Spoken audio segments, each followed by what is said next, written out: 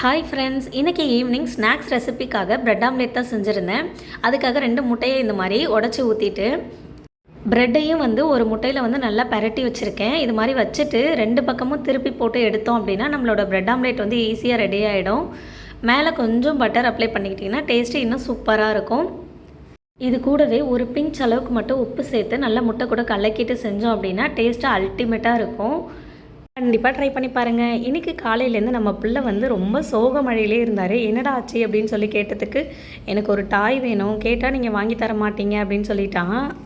எப்படியோ அவங்க அப்பாவை கன்வின்ஸ் பண்ணி போய் வாங்கிட்டு வந்துட்டு தான் மறுவேளை பார்த்தது. அனுமா கையில் தொடவே விட மாட்டேன்னுட்டான். அவள் எப்படா அதை உடச்சி போடலான்ற குறியிலே இருந்தா. நெக்ஸ்ட்டு சண்டே மார்னிங் நமக்கு 6:45 தான் நம்ம டே ஸ்டார்ட் ஆச்சு. காலையிலேயே பொங்கல், தேங்காய் சட்னி எல்லாம் ரெடி பண்ணியாச்சு. சமைக்கிற ஆர்வத்தில் போட்ட டீயை குடிக்கவே மறந்துட்டேன்.